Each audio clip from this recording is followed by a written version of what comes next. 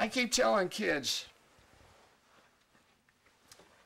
life is like a baseball game. Life is not fair. It'll throw you curveballs. It'll throw you beaters.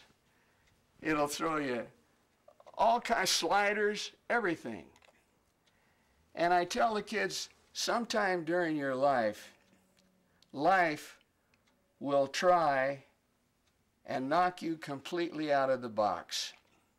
You're going to get that heart attack. You're going to get that stroke. You're going to get whatever. And life will do everything, I swear, to get you out of there.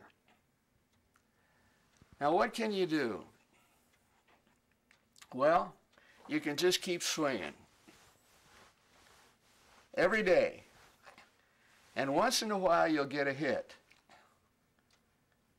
I've had a few. Young people keep asking me, what does music really do for me? I'll tell you what it does for you. First of all, if you just listen to it, as I said, it's one of the great relaxation things in your life. You can get away from everything, and then you get back to what you do. If you play an instrument, what a great thing this is. And they've taken music out of the schools. They've taken the orchestras out, the bands and so on. If you play an instrument, first of all, you learn how to concentrate, which is good in any course. So you're alone, and you go in for your lesson and you play, and the teacher says, well, now you didn't get that note. And so you correct that and you go home, and you make notes on what you do. Then you play with an orchestra. Now, if you look up the word symphony in the dictionary, it means sounding together. And for the first time in school, you learn how to coexist with other people in the orchestra. You sound together. You learn how to co-produce, to educate yourselves. You're part of an organization, which is really what life is about. When you get into these big corporations and so on, it's a matter of sounding with the other people. I was always a loner, and yet I have found that by bringing somebody in and an arranger, they can say, well, you should change this note. And I think you should go this way. And I learn how to cooperate with people and sound together. This is one of the great lessons I believe in life.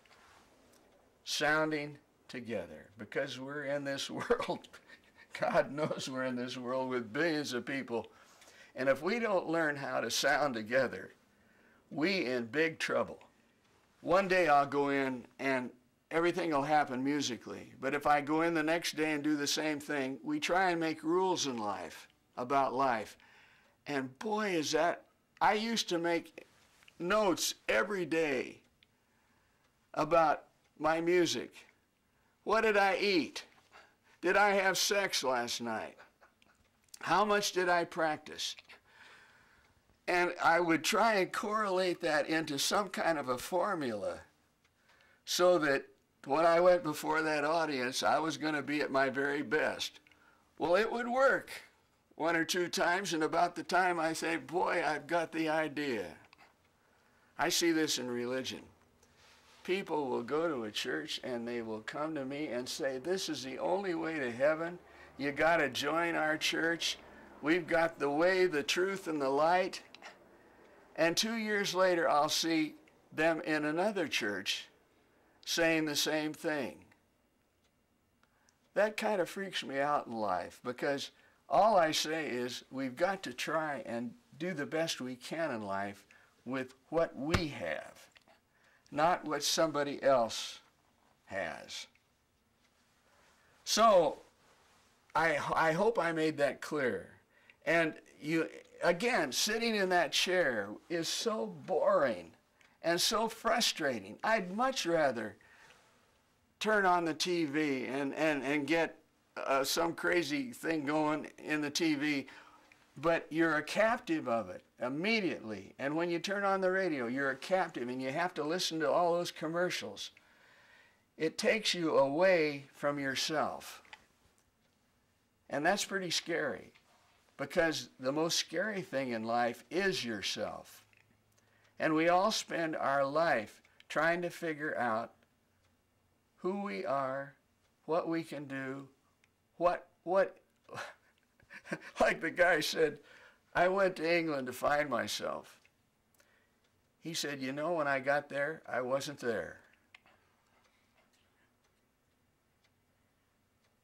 We're always trying to go outside of ourselves to find out about ourselves when it's all in here. And that's why I say, I sit in that chair, again, alone at night. And I think it's, again, important for all of us to be alone at times, to really try and find out those things coming from up there.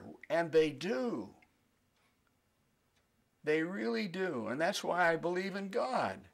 I need him so badly. I just want to say thank you, God, for the talent that I was given. Because I was given a particular talent. And God knows, God knows, I fought it for years. I was into sports and the girls. But I realized what I had to do, I thought, to get me there, not to get you there.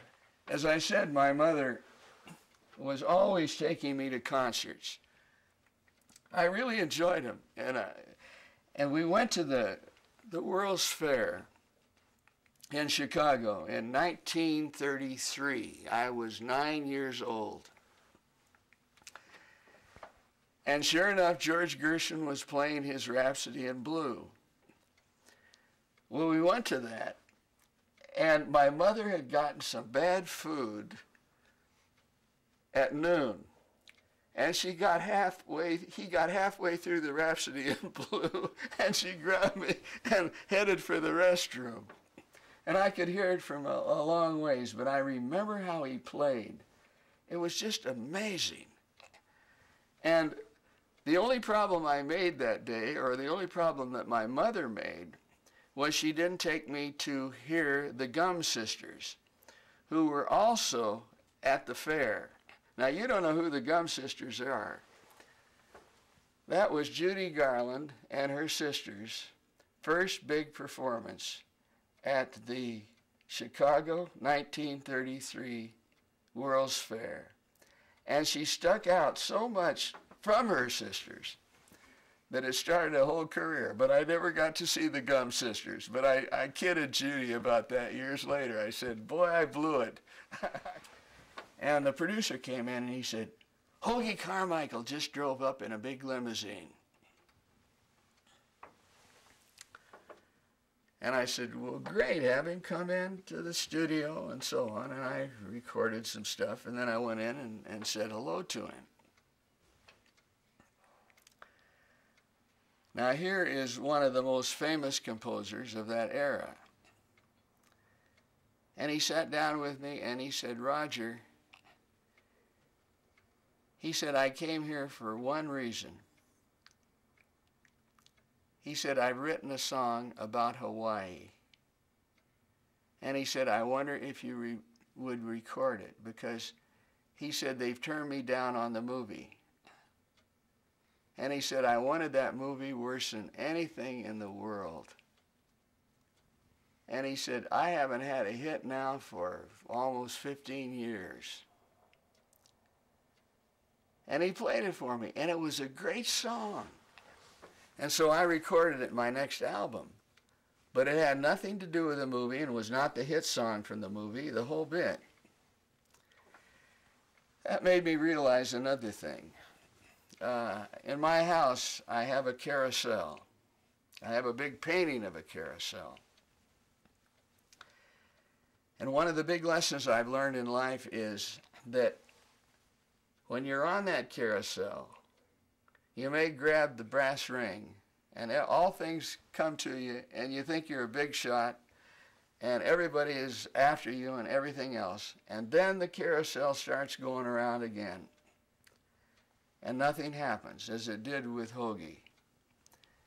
But if you're patient enough and maintain discipline, drive, and desire, those are three things that I'm interested in. Discipline, drive, and desire. If you maintain that, the carousel will come around again and you can grab the brass ring.